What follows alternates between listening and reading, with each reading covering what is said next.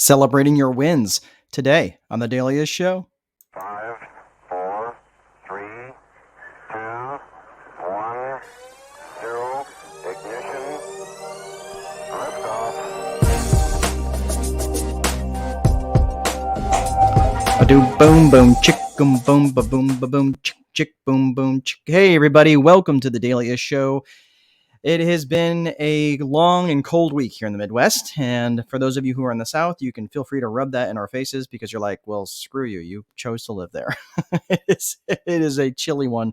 That's okay. I actually don't mind the winter anymore. Not that I don't have to work out in it every day, but I was out in it quite a bit this week. So anyway, enough of that. So who really wants to hear about the weather and how cold it is and blah, blah, blah? Because I'm sure down in South Florida, they're like, yeah, it's like 51. We're freezing. Yeah, whatever. So anyway, for those of you who are, let's talk about really what this show is about. First and foremost, is really for anybody who's looking to get more white space on your calendar. For those of you maybe who are small business owners who are thinking about investing in rental properties, or who are investing in rental properties and really are just looking to get a little bit more freedom. That was kind of the whole point, right? The whole idea of passive income. Well, for you guys who are really in that realm of looking for more time freedom, this show is for you. So first and foremost, we're talking about today about celebrating your wins. Now, it's interesting because it celebrating your wins as a small business owner, or in general, it's good to celebrate our wins, right? Now, I think it's probably good to put a little caveat on there, and that's celebrating your wins in a non-self-destructive way, right? Obviously, you can celebrate something good that happened in your business or your life by wading chest deep into a bottle of Mad Dog. Okay, well, and while all that is good in moderation, I'd like to focus maybe a little on something more constructive. Okay, okay.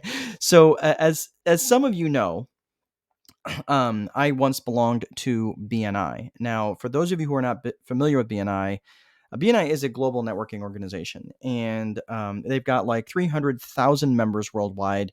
They've got individual chapters in like 70 different countries, and they consider themselves the number one networking organization in the world. I think they're number 3 on Asgard, but whatever. Anyway, I was in BNI for 14 years, and it was an absolutely fantastic experience for me. I held all sorts of different officer positions within my own chapter. I was a director. I was an area director for a while. And if I can be a name dropper here for a second, Ivan Meisner, the founder of BNI, gave both editions of the Time Wealthy Investor an endorsement. Now, coming from it was funny because I actually walked up to him and said, "Hey, thanks for your help, getting my book going." He's like, "Oh, cool. Can I offer you an endorsement?" I'm like, green? I don't know. Yes, of course, right? He's like published, I think 24 best-selling books on the New York Times bestseller list. So anyway, needless to say, I was swimming in the BNI Kool-Aid. So one of the reasons I loved BNI so much, and it's something that I loved even as a director, because I got to help people celebrate their wins. Right now, one of the directors, one time we were talking about this in a director's meeting, is that we were thinking about different ways to celebrate people and giving out notable networking awards to members who were doing some cool stuff. And we noticed how much people loved it, specifically business owners, right? And I noticed something and that's the reason for that is because business owners specifically, they never get praise. Never. Because who are they going to get praise from? It's every single day. It's dealing with one hassle or another. And when they do get a win, right, it's quickly washed over. You barely get the sigh of relief out before something else comes along, right? That's just a typical day of a business owner.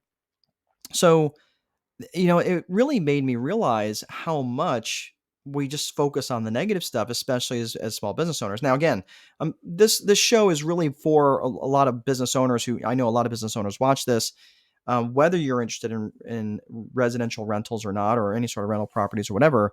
But it's interesting because they get into the rental property side of things, thinking that they're going to get that time freedom, and then all they end up realizing is they created another set of jobs for themselves. And some of these people can be absolutely brutal, right? So it's interesting. So one of the things that I actually started doing, and I encourage my coaching clients to do this. So when they get into the inner circle, they get, now it's kind of hard to see on here, but they get a vision journal, right? Now, obviously, you know how with the VIP method that I wrote about in the Time Wealthy Investor, it goes vision, infrastructure, process. You have to define your personal vision first and then your business vision. The reason I put your personal vision first is because if you create your business vision first, as some of you may who've watched this show, you may notice that if you put your business vision first, if you define your business vision first, you're going to end up creating a life that exists to serve the business. That's the wrong way. That's the wrong direction. What you want to do is create your personal vision first and then your business vision. That way you have a life where the business serves you, right? Not the other way around. So in this vision journal, it's just a blank journal. It's not anything super special. Of course, it does say vision journal and other diabolical plans. So that's that. But in there, obviously, you can write down your personal vision, your business vision. And here's two other things that I really encourage them to keep in that journal, or really wherever. I don't really care where they keep it, as long as they're doing it. Number one is a daily gratitude journal. And when you start out your day, and I did this through December, not every single day in December, but I was posting on Facebook just things that I was grateful for. And now, once you get past the Miss America answers, oh, I'm grateful for my kids and God and apple pie, like, of course, those are things that we can always be grateful for. Of course, I'm grateful for my spouse. Of course, I'm grateful for my kids and so forth. But I'm talking about things that we tend to take for granted, like hot showers and a car that starts reliably, and even sitting in a chair that doesn't hurt my back, like things that we just take for granted. So, of course, starting out my day and having a gratitude journal, that's really one of the things I really just feel that sets you up for success for the rest of the day, because it really just sets up the positive mindset. But the next thing that I think is super, super important, and this is probably something you're not going to enter every single day, is keeping an achievement journal. And when you keep that achievement journal, all of a sudden you start to remember and look back and reflect on things that are easily forgotten, right? Back in 2019, actually, I'm pretty sure it's 2019. No, I think it was 2019. I have to check that, and this is actually a perfect reason why I actually didn't script this. I'm just saying, I think it was 2019 that I paid off my student loans. Now, I did write that down in my achievement journal, but I keep my achievements by the year, so I could go back and find out when that was. But my point is, I paid that off. I got that monkey off my back. I got it paid off earlier, in fact, and then I took that extra payment and I'm rolling it into something else, and I'm chopping down more and more and more on every debt that I have. And it's easy to forget that stuff as life goes on. So it's really important as you get these wins, you get these achievements that come along that are easily forgotten. And I'm looking over here, at different things, and I'm looking for, I'm just looking at my achievement stuff that I put over here. And it's interesting too, is that one of the things that is important to write down these achievements is because we're all going to plateau. It's inevitable. It's part of, in fact, plateauing is part of growth, right? It's just in fact, I think it's even necessary to have a plateau to establish that, and I hate the phrase new normal, but establish that new normal, right? Get used to it. Now it's a new habit. Now it's part of who you are, and then you're ready and launched for growth again. So I think that when you get to those levels of plateau, it's easy to feel like you're stagnant and you're not growing, and you easily forget about the things that you were able to accomplish. That's why it's so important to have an achievement journal, because so that way you don't backslide, you don't forget about where you actually came from. And in my coaching, in my one-on-one coaching, one of the things that we start out with almost with every single client, not every single one, because it just takes a different approach for different people, but almost every single time I say, give me your wins. What victories do you have right now? And sometimes they just like, well, I got out of bed.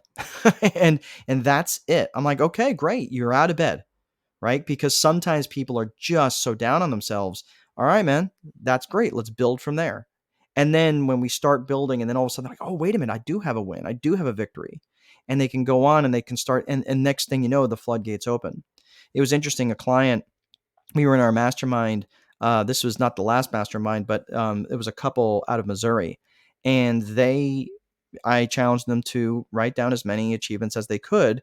And on the drive in from Missouri to the mastermind, this was back in the fall, they came up with 3 pages of achievements. And they're like, man, we actually did accomplish a lot this year. And they did. They were rock stars. They did amazing things. But because as business owners, it's so easy to focus on the negative and so easy to go down rabbit holes where you just feel like you're losing your soul.